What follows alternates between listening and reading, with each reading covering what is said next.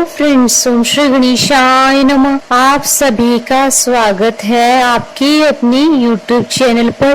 Friends, आज हम आपको इस वीडियो में बताने जा रहे हैं गोस्वामी तुलसीदास जयंती की तिथि, गोस्वामी तुलसीदास जी की जीवनी के बारे में। फ्रेंड्स, वीडियो शुरू करने से पहले आपसे रिक्वेस्ट है, अगर आप हमारे चैनल पर नए हैं और आपने अभी तक चैनल को सब्सक्राइब नहीं किया है तो प्लीज सब्सक्राइब कीजिएगा चैनल को, साथ ही प्रेस कीजिएगा बेल आइकन को, जिससे नए वीडियो से रिलेटेड नोटिफिकेशन आपको तुरंत प्राप्त हो सके। और वीडियो पसंद आने पर वीडियो को लाइक और शेयर जरूर कीजिएगा ताकि सभी भक्तों को इस वीडियो का लाभ प्राप्त हो सके।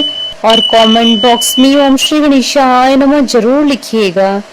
पूरे भारत में महान ग्रंथ रामचरितमानस के रचयिता गोस्वामी तुलसीदास जी को बड़े आदर और सम्मान के साथ याद किया जाता है और उनकी जयंती पूरे भारत में मनाई जाती है। तुलसीदास जी की जयंती श्रावण मास की शुक्ल पक्ष में सप्तमी तिथि को मनाई जाती है। गोस्वामी तुलसीदास जी का जन्म सन 1532 संवत 1589 ईस्वी में हुआ था और उनकी मृत्यु सन 1623 और संवत 1680 ईस्वी में हुई थी। उनके जन्म स्थान को लेकर विद्वानों में काफी मतभेद मिलते हैं। कुछ का मानना है कि तुलसीदास जी का जन्म सोरों शूकर क्षेत्र, जो कि वर्तमान समय में कासगंज एटा उत्तर प्रदेश में पड़ता है, में हुआ था। वहीं कुछ का मानना है कि उनका जन्म राजापुर में, जिला बांदा, चित्रकूट उत्तर प्रदेश में हुआ था। तुलसीदास जी के पिता का नाम आत्माराम शुक्ल और माता का नाम तुलसी था। तुलसीदास जी नंददास जी के सगे चचेरे भाई थे। तुलसीदास जी के बचपन का नाम राम बोला था। राम बोला नाम पढ़ने के पीछे ये कहानी है कि तुलसीदास जी जब पैदा हुए थे तो उनके मुख से पहला शब्द राम निकला और तभी से उनका नामकरण राम बोला कर दिया गया। उनके गुरु का नाम नरहरि यानी श्री नरहरियानंद था। श्री नरहरियानंद ने उनका नाम तुलसी राम रखा था। इसके उपरांत उन्हें अपने साथ अयोध्या ले गए, जहां उनकी प्रारंभिक शिक्षा हुई। उसके उपरांत 29 वर्ष की आयु में उनकी शादी रत्नावली से हो गई, लेकिन उनका गौना नहीं हुआ था। उनकी पत्नी अपने परिवार के साथ ही रही और तुलसीदास जी अकेले अपनी शिक्षा के लिए काशी चले गए। कुछ समय उपरांत जब उनको अपनी पत्नी की याद आई तो वह बिना बताए अपनी पत्नी के घर पहुंच गए और उनसे अपने साथ चलने की बात कही, किंतु वे ऐसे साथ जाने के लिए राजी नहीं हुई क्योंकि उस समय तक उनका गौना नहीं हुआ था। तुलसीदास जी के बार बार कहने पर उनकी पत्नी ने उनसे एक दोहा कहा, जिससे तुलसीदास जी का जीवन बदल गया। इस दोहे ने उनका पूर्ण हृदय परिवर्तन कर दिया और वे अपने घर लौट आए, किंतु जब वो अपने घर वापस आए तो वहाँ सब कुछ समाप्त हो चुका था।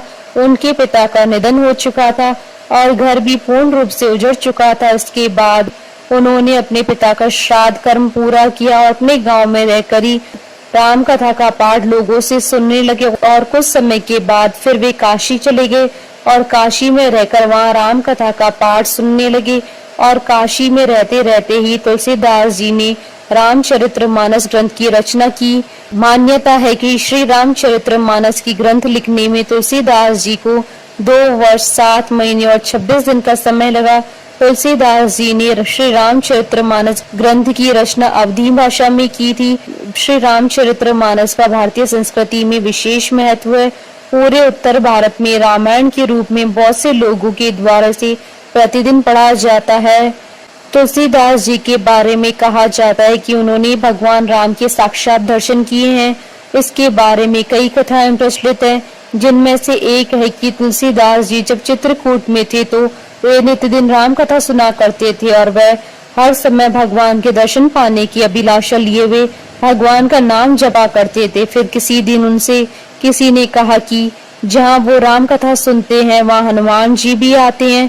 तुलसीदास जी ने मन में ठान लिया कि हनुमान जी से ही मिलना है और वही उन्हें प्रभु राम से मिलने का मार्ग बता सकते हैं। किंतु कई दिन वो राम कथा सुनते रहे परंतु उन्हें हनुमान जी नहीं मिले। फिर उन्होंने एक बात का ध्यान दिया कि एक वृद्ध व्यक्ति प्रतिदिन कथा सुनने आता है और चुपचाप वापस लौट जाता है, कहीं वही तो हनुमान जी नहीं है।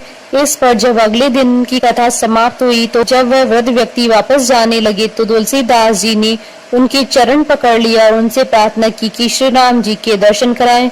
इस पर हनुमान जी उनकी भक्ति से प्रसन्न होकर उनसे कहते हैं कि राम जी राम घाट पर आएंगे, आप वहां उनकी प्रतीक्षा करें। तुलसीदास जी राम धुन में मगन प्रभु श्री राम से मिलने की अभिलाषा में उनको लगाने के लिए चंदन घिसने लगे, किंतु श्री राम वहां बालक रूप में आए और तुलसीदास जी से बोले, बाबा मुझे चंदन लगा दो। और वह चंदन लगाकर जाने ही लगे, पर तुलसीदास जी उन्हें पहचान नहीं पाए। फिर हनुमान जी वहीं तोते के रूप में बैठे हुए तुलसीदास जी से बोले, चित्रकूट के घाट पर भई संतन की भीड़, तुलसीदास चंदन घिसे तिलक देत रघुवीर। जब ये वचन तुलसीदास जी के कान में पड़े तो वह समझ गए कि जिन्होंने चंदन का तिलक लगवाया था वही प्रभु श्री राम है। तुलसीदास जी ने प्रभु श्री राम जी के पांव पकड़ लिए और उनको न पहचान पाने के लिए क्षमा याचना की और श्री राम जी से आशीर्वाद प्राप्त किया। इस प्रकार गोस्वामी तुलसीदास जी ने भगवान के साक्षात दर्शन किए। तुलसीदास जी ने अपने अंतिम समय में काशी की विशेष घाट आसी घाट पर रहने लगे और उन्होंने अपनी अंतिम रचना विनय पत्रिका लिखी और अपने शरीर का परित्याग किया। फ्रेंड्स, अब आइए जानते हैं साल 2025 की गोस्वामी तुलसीदास जयंती के शुभ मुहूर्त के बारे में। हिंदू पंचांग के अनुसार साल 2025 में गोस्वामी तुलसीदास जयंती 31 जुलाई 2025 गुरुवार के दिन है।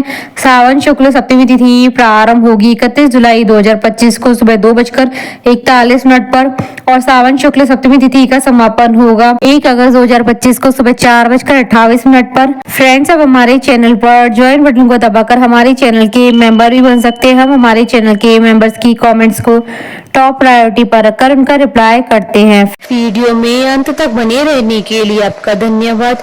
ओम श्री गणेशाय नमः।